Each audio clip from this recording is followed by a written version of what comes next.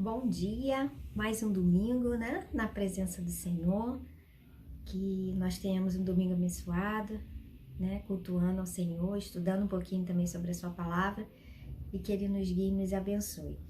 Vamos estudar hoje a lição 12, que fala sobre bênçãos e maldições e Cristo, né? O texto básico, ele fica em Deuteronômio 27 e 28. Como o capítulo é muito extenso, né, tanto o 27 quanto o 28, eu não vou ler, mas gostaria muito que os irmãos lessem nas suas Bíblias em casa o 27 e o 28 para entender melhor a lição, tá? Como ele é muito extenso, como eu falei, eu não vou ler.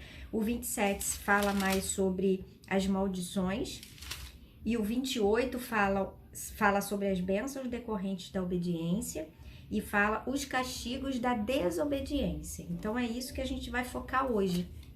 A gente vai falar um pouquinho sobre bênçãos e maldições e a gente vai falar sobre Cristo, né?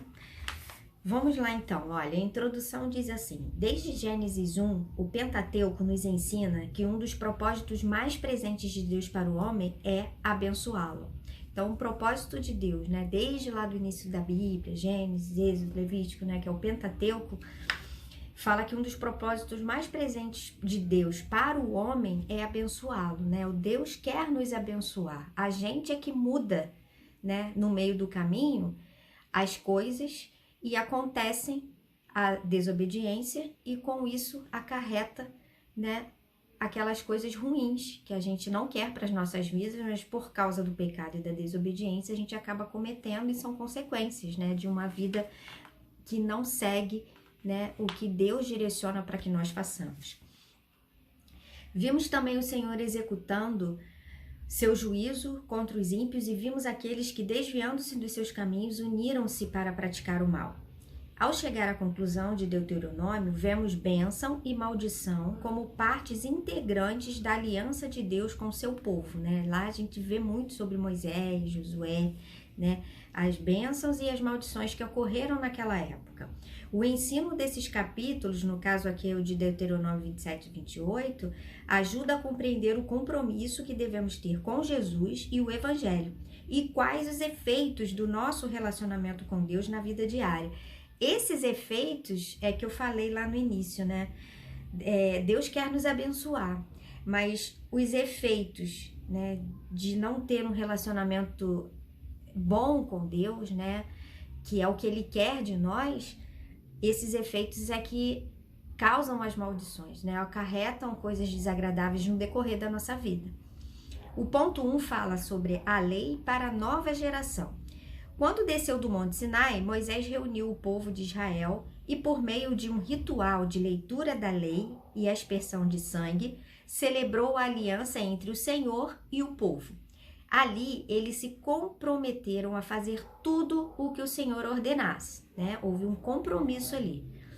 No entanto, não foi isso que aconteceu. A história de Israel foi marcada por frequentes casos de desobediência e rebelião, frutos da dureza do coração dos homens, né? Então, a gente sabe no decorrer da história, e não só lá naquela época, mas nos dias de hoje, por causa da dureza do nosso coração, por causa da desobediência, ocorrem muitas coisas, né?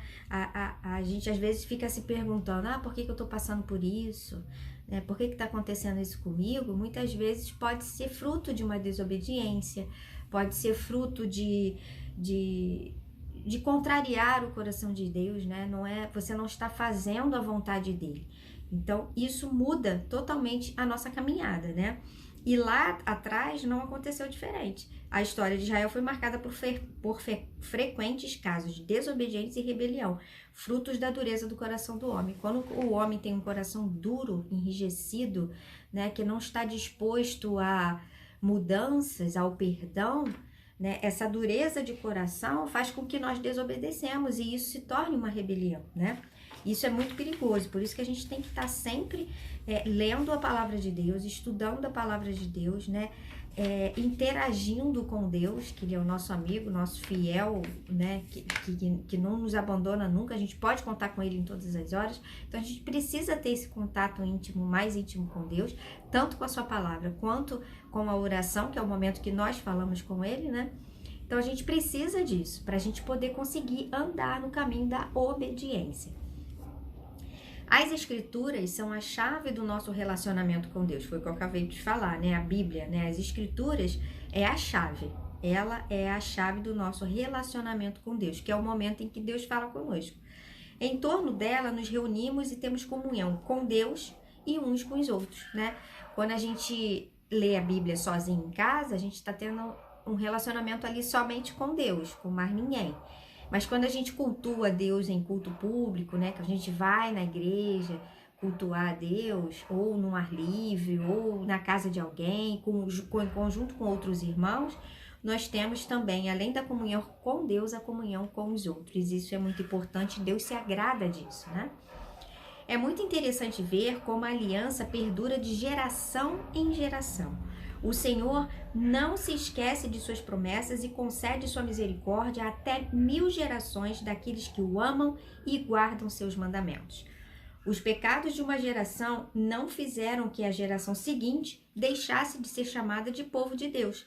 Por outro lado, vemos que cada geração precisa assumir para si o compromisso com a vontade de Deus e dedicar-se a cumprir os seus mandamentos. A aliança requer conhecimento da lei e compromisso em cumpri-la. Quando a gente fala de compromisso, a gente pode lembrar um pouco da nossa pública profissão de fé, né? Quando a gente se comprometeu ali perante a Deus, perante ao pastor, perante a igreja, os irmãos, né, que estavam ali, a gente se comprometeu com Deus, né? Então, é responsabilidade nossa, daquilo que a gente fez há anos atrás, daquele compromisso, dele ser contínuo, né? Não é porque eu falei lá atrás, há anos atrás, que hoje eu não preciso mais cumprir. Não, muito pelo contrário. Eu preciso cumprir aquilo que eu prometi lá atrás, né? Então, esse compromisso, isso é muito sério. A gente precisa levar até o final dos nossos dias, né? A gente precisa cumprir isso. A chamada igreja visível tem seus altos e baixos no compromisso com Deus, mas o corpo de Cristo, também chamado a igreja invisível, tem deixado seu fiel testemunho em todos os tempos e em todos os lugares por onde Deus o levou, como testemunho de que uma aliança eterna foi feita no sangue de Deus e de que todos os propósitos do Senhor para o seu povo prevalecerão. Então aqui a gente vê dois tipos de igreja, né? A chamada igreja visível tem os seus altos e baixos no compromisso com Deus. Isso a gente vê. A igreja visível é a igreja que a gente apalpa, né? É o templo, é a gente ir até a casa de Deus, né? Isso é a igreja visível que a gente vê. E o corpo de Cristo, né? Aquela coisa mais espiritual, que é chamada de igreja invisível. Então, nós precisamos ter o compromisso nas duas áreas, tanto no compromisso com a igreja visível, quanto o compromisso com a igreja invisível, que é eu com Deus, né? O ponto 2 fala sobre maldições para os que se afastam, irmãos. Isso é muito triste saber, né? Que os que se afastam, eles sofrem maldições. Moisés ordenou uma segunda cerimônia a ser realizada em Siquém. O povo deveria ser dividido em 2 grupos. Dessa forma, todas as tribos se postavam como testemunhas dos benefícios e juízos da aliança. Os levitas deveriam se postar entre as montanhas e proclamar maldições contra aqueles que quebrassem a lei. Eles fariam a proclamação e todo o povo diria amém. Aquelas maldições diziam respeito a pecados ocultos ou de difícil comprovação. Ao fazer aquela proclamação, o povo chamava Deus como juiz daqueles pecados que a comunidade não conseguia combater, aqueles pecados mais difíceis, né? Seriam proclamadas 12 maldições. Aqui ele vai citar algumas delas, ó. Sobre quem fizesse imagem de escultura e a escondesse, sobre quem desprezassem seus pais, sobre quem alterasse os limites das propriedades, sobre quem prejudicasse o cego, quem pervertesse o direito dos mais fracos, pecados sexuais também foram mencionados, o incesto e o sexo com animais, assassinatos não resolvidos ou praticados por dinheiro, e, por fim, aqueles que não confirmassem as palavras da lei e não as cumprissem. Então, haveria maldição se algum daquele povo cometesse algum pecado desse, que são pecados gravíssimos, né? E assim, a mão de Deus, ela é justa, né? Ela é fiel, prometeu e irá se cumprir. Então nós precisamos ficar atentos ao que a gente promete, ao que a gente se compromete diante de Deus e dos homens. Precisamos observar que o pecado é o principal aspecto. O pecado é a desgraça de tudo, né? É o que detona a nossa vida, né? Então a gente precisa tomar muito cuidado. É a prática dele que traz maldição, olha só. E devemos ter plena consciência disso. Afastar-se dele, né, do pecado, traz vida e paz para nós e para os que estão ao nosso redor também. Além de nos resgatar da maldição do pecado, o Evangelho nos resgata do próprio pecado e faz surgir em nós uma nova vida que honra e glorifica a Deus, né? Então aqui, ó, afastar-se do pecado traz vida e paz para nós. Nossa, e como traz, né? Só da gente não estar envolvido com determinados pecados, né? Não digo nem só coisas absurdas, matar, sequestrar, roubar, não. Eu digo outros pecados, não que existam pecados maiores ou menores, né? Todos são pecados, mas assim, a intensidade de alguns são muito fortes, né? Nos agridem quando a gente escuta, né? Agora, todos são pecados. Então, afastar-se, por exemplo, da inveja, da mentira, né? Do orgulho excessivo, do ciúme excessivo, tudo isso traz o que pra gente? Traz paz pra gente e pros que estão ao nosso redor. Então, se afastar disso é a melhor coisa, para que não se gere maldição, né? Como consequência daquele pecado. O ponto 3 fala sobre as bênçãos prometidas a Israel. Moisés começa com a relação de bênçãos. Se o povo guardasse os mandamentos, o Senhor o exaltaria sobre todas as nações. Percebemos aqui ecos da promessa feita a Abraão: de ti farei uma grande nação, e te abençoarei e te engrandecerei o nome. Isso foi uma promessa, né? Em Deuteronômio 7,13, a menção ainda é mais evidente quando Moisés diz: ele, o Senhor, te amará e te abençoará e te fará multiplicar. Então, quando Deus fala isso para Moisés, é nítido e claro que ele ouviu aquilo. Eu fico pensando como se eu estivesse no lugar dele, né? Então, assim, nossa, Deus está me falando isso, então é real. Isso vai acontecer, ele vai me abençoar como ele está falando, né? Então, aquilo deve ter dado uma segurança muito grande, né? Se eu tenho Deus comigo falando para mim isso, né? E ele não vai falar diretamente, assim como ele falou para Moisés, para a gente hoje, mas ele fala através da palavra dele, ele fala através das nossas orações. Isso é maravilhoso, meu irmão, saber que a gente pode continuar a nossa caminhada sabendo que tem um Deus que cuida de nós, né? Em Israel, as bênçãos da criação continuaram a ser cumpridas. Israel seria abençoado de forma global, seria bem-sucedido nas atividades urbanas e nas atividades rurais. Os israelitas, seus animais e suas terras seriam férteis. Em comunhão com Deus, a chuva viria no tempo certo e aquilo que o povo realizasse teria sucesso. Todas as suas viagens seriam abençoadas. O Senhor prometeu também abençoar Israel em suas guerras e lhe dar vitórias sobre as que viessem contra ele. Ou seja, né, Deus quando promete, ele promete abençoar de uma forma global, ou seja, todas as áreas envolvidas na nossa vida, né? Vamos supor se fosse no dia de hoje, no trabalho, na vizinhança, dentro de casa, né? Aonde estivermos colocando os nossos pés, né? Aonde estivermos, Deus estaria ali abençoando. E Ele está nos abençoando nos dias de hoje. Nós vemos o cuidado dEle para conosco, para cada um de nós, né? A bênção do Senhor seria a característica distinta do povo, e todos os povos reconheceriam o vínculo de Israel com o Senhor. Isso mostra que o mais importante não são os benefícios adquiridos, mas a relação de amor e vida com o Senhor, que é a fonte de toda a vida, alegria e paz. Importante observar que Deus não está fazendo aqui uma troca. A comunhão com Deus é abençoadora. Então, assim, não é uma barganha, né? Você faz isso para mim, você me obedece que eu te dou isso. Não é isso, né? As bênçãos são consequências, é natural.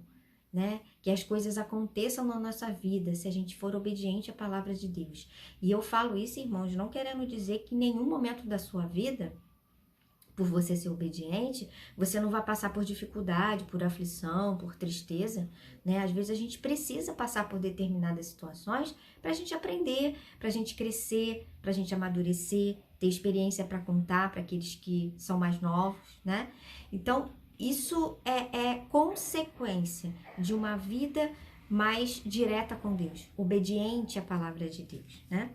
O chamado de Jesus a seus discípulos é: segue-me. E a sua promessa é: se alguém me ama, guardará a minha palavra, e meu Pai o amará, e viremos para ele e faremos nele morada. Então, é certo, né? É a certeza que a gente tem, que ele fará morada em nossos corações, a partir do momento que você se dispor a isso, né? Sabemos que somos abençoados com toda sorte de bênção espiritual nas regiões celestiais e temos experimentado de inumeráveis formas o cuidado de Deus com o seu povo. A gente viu lá há anos e anos atrás, como a palavra de Deus nos explica, né, nos conta as histórias, mas a gente também vê, né, o cuidado de Deus com o povo dele, com os escolhidos dele nos dias de hoje, né? Quanta coisa nós não teremos aqui para contar do cuidado de Deus para com a nossa vida, né? Dos livramentos que ele nos dá, que muitos deles nós nem vamos ficar sabendo, né? Às vezes acontece determinada coisa que a gente fica chateado, mas isso é providência de Deus, né? De repente aconteceu aquilo porque para te livrar de alguma outra coisa, né? E às vezes a gente não entende na hora, mas por isso que a gente fala: em tudo dá graça. Não deu certo aquilo? Agradece a Deus mesmo assim, porque ele pode estar te livrando ali naquele momento de alguma tragédia, de alguma outra coisa que traria consequências piores para você. E o ponto 4 fala sobre maldições sobre Israel. Mas se Israel se desviasse das leis do Senhor e servisse a outros deuses, estaria fora do alcance das bênçãos divinas. Deixando os caminhos do Senhor, o povo perderia o acesso a todas as bênçãos decorrentes da aliança. Olha só, vou repetir, ó. Se Israel se desviasse das leis do Senhor e servisse a outros deuses, estaria fora do alcance das bênçãos divinas. E isso não foi só lá atrás, isso é nos dias de hoje. Se nós dedicarmos a outros deuses, prestarmos o culto e adorarmos a outros deuses, com isso estaremos desobedecendo um dos mandamentos, que não terás outros deuses diante de mim. Nós estaremos o quê? Fora do alcance das bênçãos de Deus, né? E isso está na palavra de Deus. Em Deuteronômio 28, 16 e 19, fala bem claro sobre isso. Moisés também lembra que a ira do Senhor contra os que praticam o mal seria lançada sobre o povo. Deus mandaria maldição, confusão e ameaça em tudo o que eles fizessem.